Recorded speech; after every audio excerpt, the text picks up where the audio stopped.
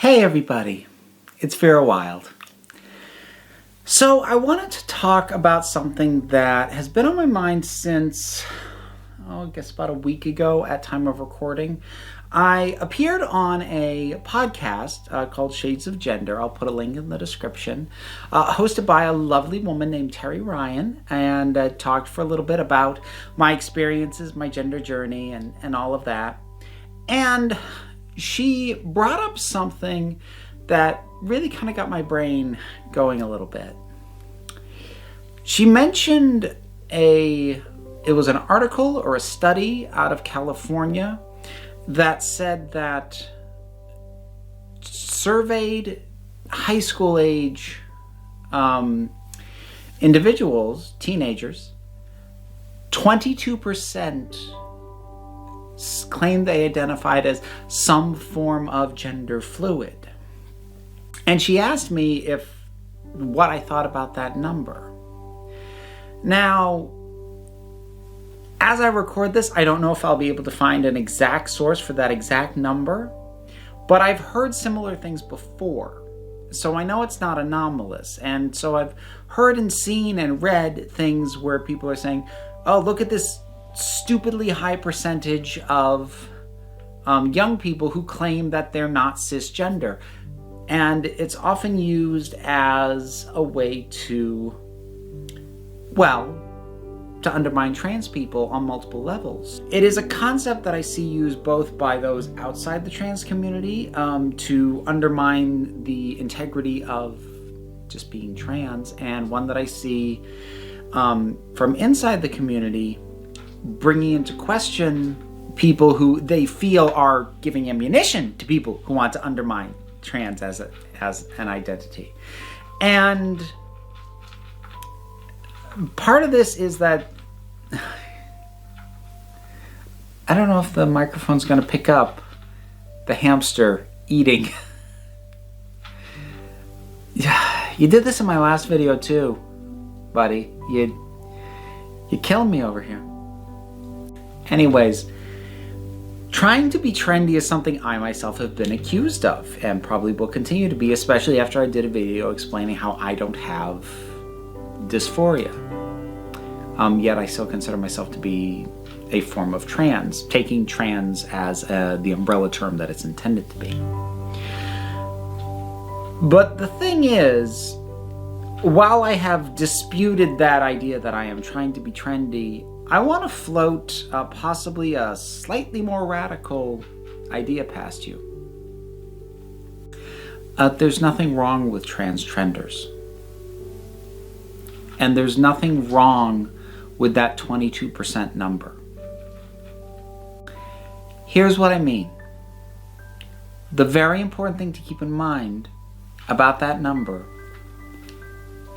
is that these are teenagers. These are kids. They're not adults. And I don't mean that in a they don't know anything sense. But what I mean is, at that age, you are figuring out who you are pretty much across the board. You're figuring out what you want out of life. You're figuring out what kind of person you want to be around for your friendships, your relationships. You're figuring out the sorts of things that you are passionate about. You have to figure out so much about yourself in those ages. And I really feel like people forget that or become willfully ignorant of it. Because how many people, for whatever reason, just tried something in high school or middle school that they didn't stick with for whatever reason, for something as silly as because they thought it would make them look cool, or because they thought, well, maybe this will be a thing for me. I tried sports. I did soccer for a little bit. That didn't stick. I probably would have been a goth if my school hadn't had a dress code. And I don't think I would have stayed being that. I even kind of came back and circled back to that a little bit out of high school. But look, part of what we need to allow for for that age, for the high school age, is that people need the freedom to experiment with who they are so that they can figure out who they are actually going to be. And a lot of people at that age are going to try a lot of things that don't stick. And it's not because they were faking it. It's because they didn't know who they were yet. And this is a conversation that isn't just the abstract. I've had conversations with people who teach at the high school level, who have students who say, oh, I'm non-binary and I'm going with they, them. And those teachers have sort of looked at them sideways like, and not in a, I don't believe in non-binary, but like, I know a fair amount of non-binary people. I don't think this doesn't quite feel right. And so like, I get it. And it's possible that some of those people will try that on for a little while and realize, oh no, wait, this doesn't fit, and go back to what they were. But that's okay. And thankfully, the people who I know who teach high school do understand that, and they don't, dissuade people from exploring that about themselves, but they will still think, some of them will still think in the back of their heads, yeah, that won't stick. You know what? That's fine. Because that's growing up. That's healthy. There is nothing wrong with exploring a sense of gender and then circling back and realizing, oh no, wait, I am cis. I am the gender that I was assigned at birth. Okay, now I know that because I tried out other things, they didn't fit, and I'm back where I started, but now I'm there with more comfort and feel more at home there. That is as valid a journey as moving away from cisgender and never looking back. They're both journeys, and they both require the time and the freedom to take them, even if one puts you right back where you started. A journey is not invalid just because you circle back to where you began. There's still value in that journey in and of itself.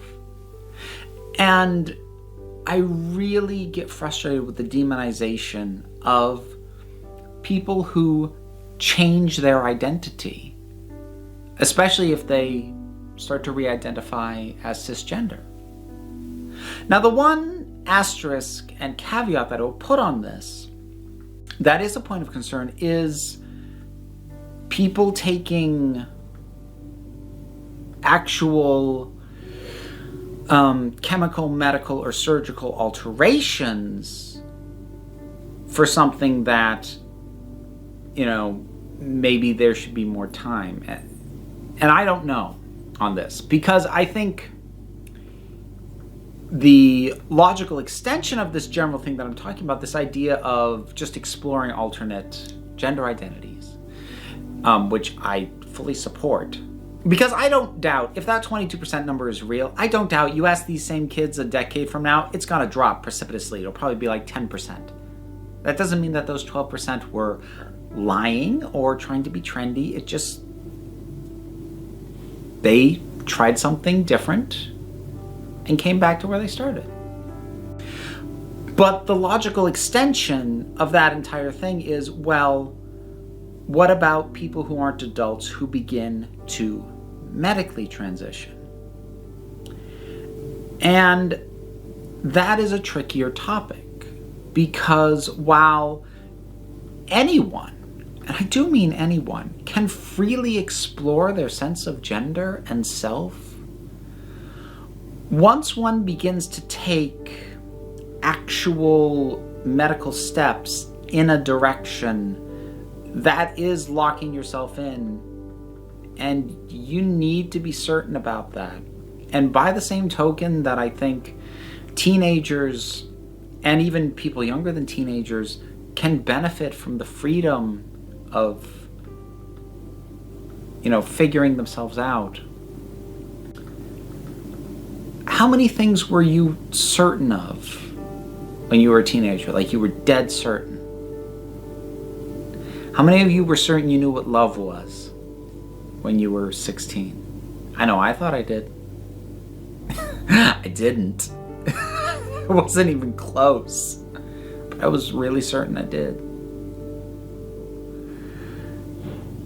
And I am not going to say that anyone under the age of 18 or something should not be allowed to medically transition. I'm not going to make that claim because I know there are people who know, like do know, deep down, didn't start to explore in high school, but like knew from a very early age, definitely, I'm not the gender I was born as.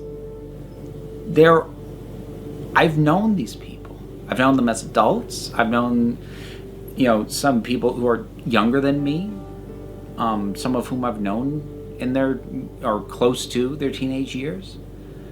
Some people do know. I definitely do understand where one would be concerned. Are you really sure? I mean, it's a crass comparison, and I'm going to apologize for making it and then make it anyways. Not supposed to get a tattoo if you're under 18 either, because the assumption is you aren't mature enough to make a decision that permanent about yourself.